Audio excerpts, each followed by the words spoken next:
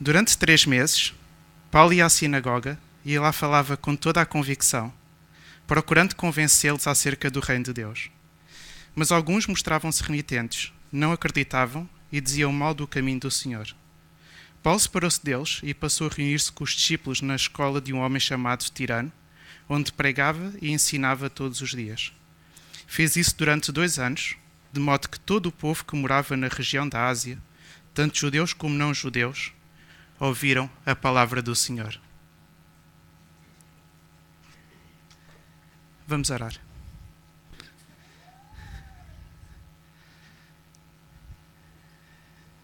Deus Pai, obrigado pela oportunidade de estarmos aqui juntos, Senhor. Pai, obrigado porque Tu és um Deus que Te revelas. És um Deus que falas ao nosso coração. És um Deus que Te revelas, mesmo a povos que estão tão longe daquilo que nós conhecemos aqui no mundo ocidental, Senhor. Obrigado por este testemunho. Obrigado pela mudança de vida na vida desta tribo. Pai, te oro, Senhor, para que Tu possas fazer o mesmo connosco, Senhor. Pai, queremos ver algo acontecer aqui no nosso país. Pai, te oro para que Tu possas retirar todas as barreiras, todos os preconceitos que temos em relação a este assunto que é a evangelização. Pai, dá-nos corações ensináveis para aprendermos um pouco mais durante esta pregação, Senhor. No nome de Jesus te agradeço. Amém.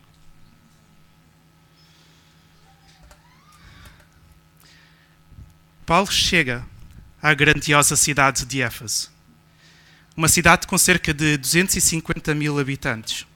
Alguns consideram que esta era a segunda maior cidade daquela época. Esta cidade estava localizada na espinha dorsal do Império Romano, numa estrada que ligava Roma à parte oriental do Império. Éfeso era também uma cidade que cheirava a religião. Era conhecida pelo seu imponente templo de Diana, que trazia visitantes de toda a parte do Império.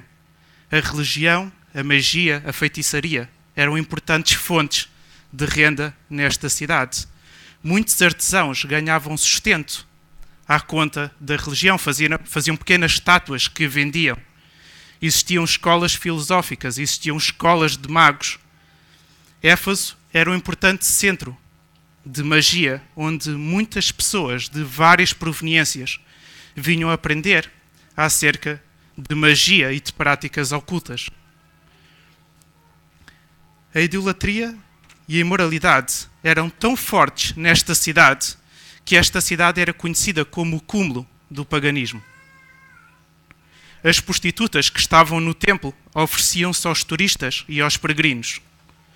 O povo era extremamente supersticioso, um bocado à semelhança do que nós vimos com esta tribo. Acreditavam em amuletos, em poções mágicas, em fórmulas mágicas, em feitiços. Mas é precisamente neste ambiente místico que algo de impressionante acontece.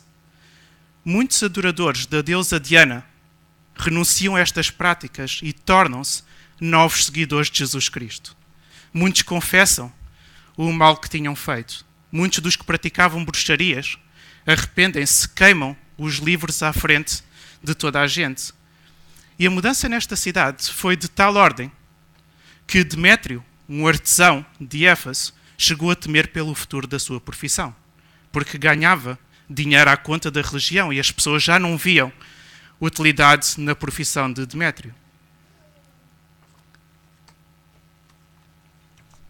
Paulo chega a Éfeso e, como era seu costume, dirige-se à sinagoga. A sinagoga era um lugar de culto para os judeus. Apesar da imoralidade, apesar da idolatria, existia na sinagoga pessoas tementes a Deus. Pessoas que respeitavam o Velho Testamento. Pessoas que obedeciam ao Velho Testamento, mas não tinham um verdadeiro conhecimento de quem era Jesus Cristo. E é com estas pessoas que Paulo vai ter. E durante 3 meses, Paulo procura convencer estas pessoas, estes judeus, acerca do reino de Deus. Para os judeus do primeiro século, o reino de Deus significava um reino político. Um território físico onde Deus ia governar de uma forma efetiva. E Paulo procura convencer estes judeus, estas pessoas tementes a Deus e ao Velho Testamento, que Jesus tinha inaugurado este reino. Mas Deus não iria governar de uma forma efetiva num Estado físico, num futuro Estado de Israel, mas iria governar de uma forma efetiva no coração daqueles que convidam Jesus para entrar na sua vida. Jesus tinha vindo para trazer a libertação. Não a libertação do Império Romano, como os judeus ansiavam, mas tinha vindo para trazer a libertação da escravidão do pecado. E estas lembranças que Paulo trazia, de alguma forma chocavam o orgulho daquela nação. Mas, por outro lado, traziam esperança para problemas mais profundos.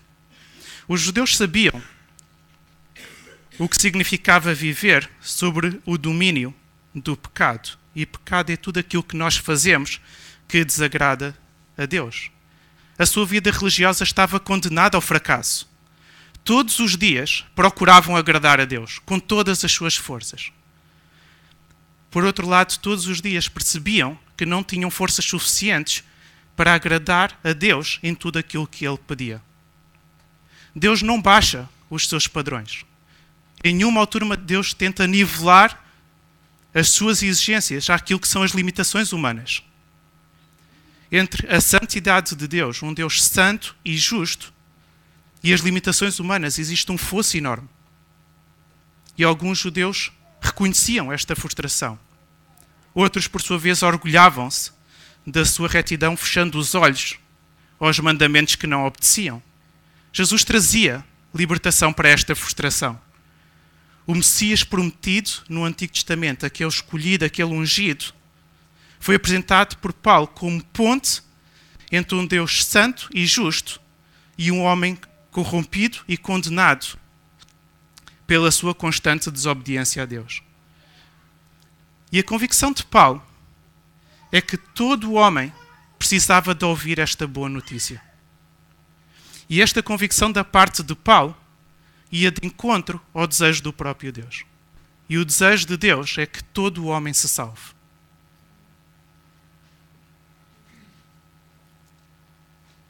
Esta convicção de Paulo e este desejo revelado da parte de Deus levam então Paulo a começar uma nova jornada.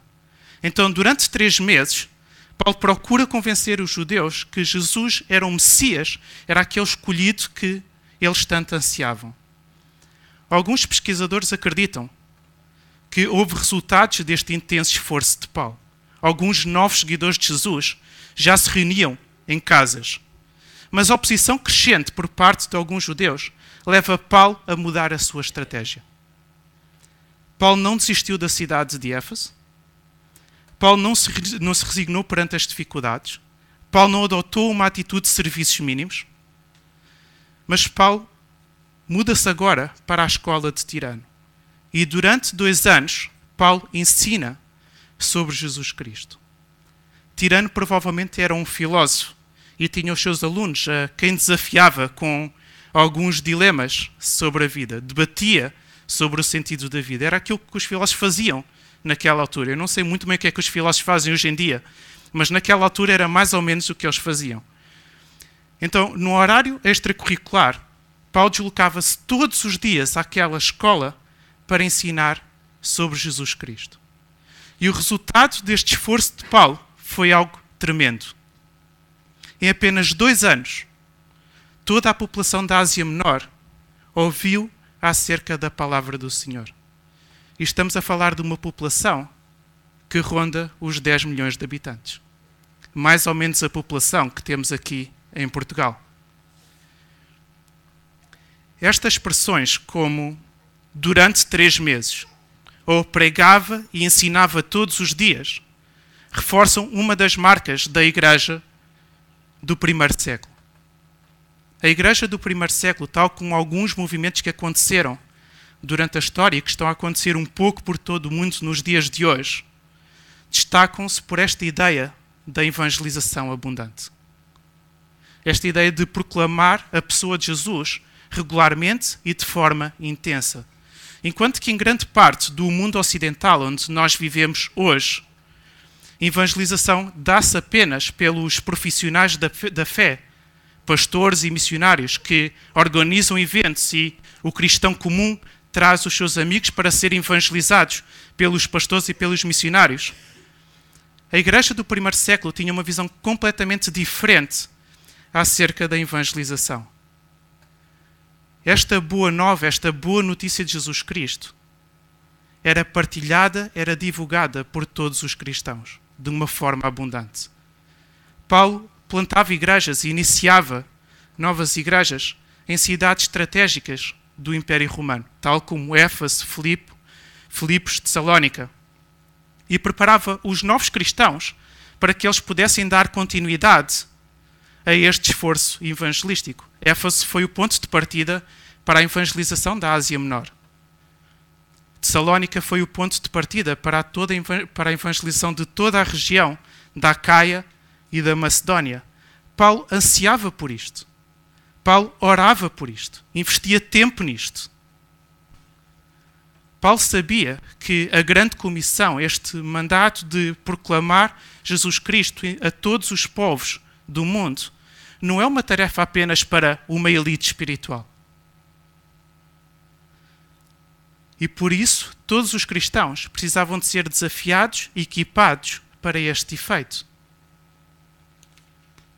Em Atos 8, vemos que aqueles que foram obrigados a sair de Jerusalém por causa da perseguição anunciavam a pessoa de Jesus por toda a parte. Filipe, que foi nomeado para auxiliar na distribuição de comida aos mais necessitados, foi até Samaria, uma cidade que não era muito querida para os judeus, e foi lá falar e ensinar sobre Jesus Cristo. E muitos creram, e alguns foram batizados. Estevão, que tinha sido nomeado precisamente para as mesmas funções de Filipe, ensinava também sobre Jesus ao povo. E foi morto não por servir às mesas, mas por ensinar sobre Jesus Cristo. Alguns cristãos tornaram-se evangelistas itinerantes. Andavam de cidade em cidade a ensinar sobre Jesus Cristo e dependiam apenas da generosidade e da hospitalidade de outros cristãos.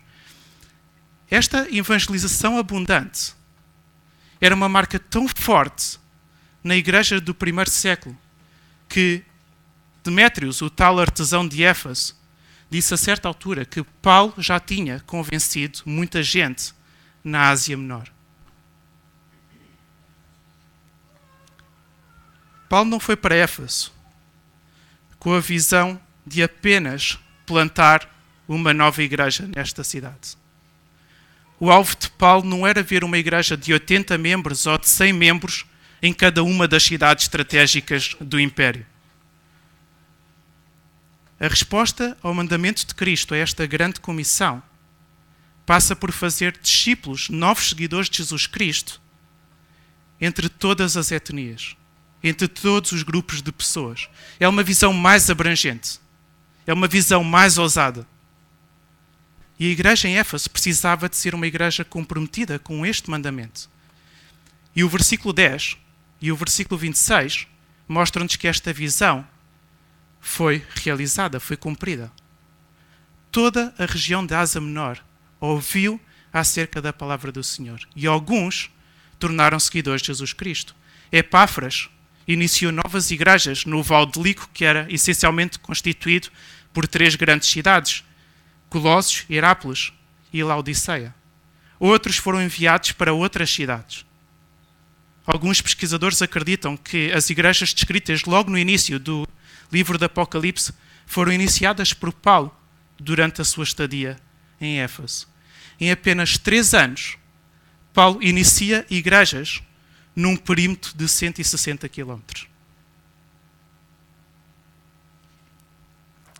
O zelo de Paulo, a paixão de Paulo pela evangelização era algo impressionante.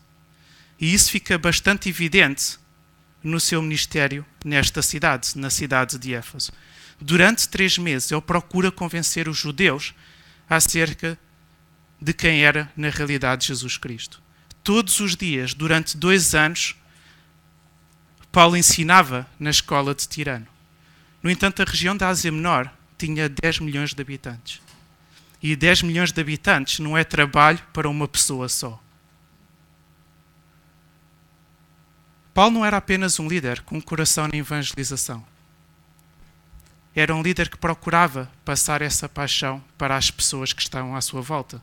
E por isso Epáfras é enviado para estas 3 cidades. Outros são enviados para outras cidades da região. Paulo escreve na carta aos Efésios que Deus constituiu os líderes para que estes equipem os cristãos para o serviço. E dentro deste âmbito, Paulo então começa a equipar outras pessoas para a obra da evangelização. Paulo relembra a Timóteo, que também foi líder em Éfeso, que ele devia transmitir aquilo que aprendeu de Paulo a pessoas de confiança que, por sua vez, passassem esse ensinamento a outras pessoas. Paulo percebeu a importância da multiplicação. Uma igreja comprometida com a grande comissão não pode depender apenas de algumas pessoas. Ela precisa de equipar todo o cristão para a oração. Precisa de equipar todo o cristão para a evangelização. Precisa de equipar todo o cristão para ajudar outros a crescerem na sua fé e saberem proclamar a pessoa de Jesus Cristo. Paulo, na sua estadia em Éfeso, refresca-nos a memória do que significa ser uma igreja comprometida com a grande comissão. Uma igreja comprometida com a grande comissão começa com líderes altamente comprometidos e apaixonados pela grande comissão dada por Jesus Cristo. Uma igreja comprometida com a grande comissão é uma igreja onde todos os membros testemunham de forma ativa e de forma intensa acerca de Jesus Cristo. Uma igreja comprometida com a grande comissão é uma igreja onde todos os membros estão equipados para ajudarem os novos cristãos a crescerem na sua fé e ajudá-los a partilhar a sua fé. Como eu já disse, Paulo não estava apenas interessado em plantar uma igreja em Éfeso. Paulo estava focado em lançar um movimento que iria alcançar toda a região da Ásia Menor. E este movimento que foi lançado em Éfeso e que alcançou toda a região da Ásia Menor foi uma séria contribuição para Paulo dizer mais tarde, na sua carta escrita aos cristãos em Roma: agora terminei o meu trabalho na extensa região que fica entre Jerusalém e a capital do Império, Roma. Por cada cidade que passava, Paulo tinha esta visão. E o meu desejo e a minha oração é para que nós, como igreja, possamos agarrar também esta visão. Não estarmos apenas preocupados com o crescimento da nossa igreja aqui, mas lançarmos um movimento que irá alcançar toda a região aqui à nossa volta. Vamos orar.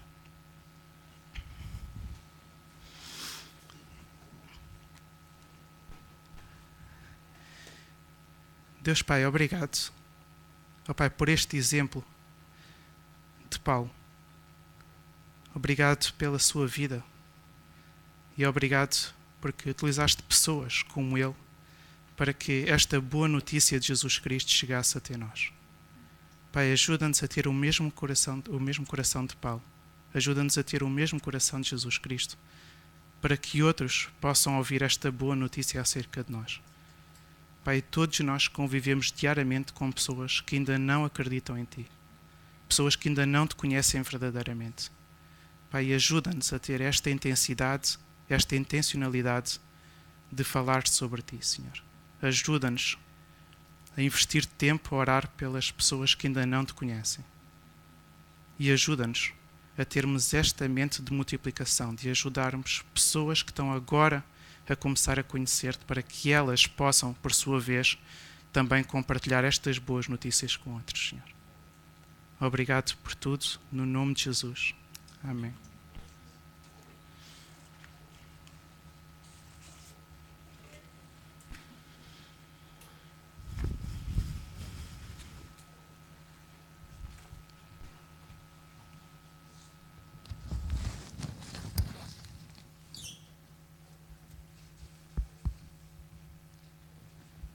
Obrigado, Pedro, por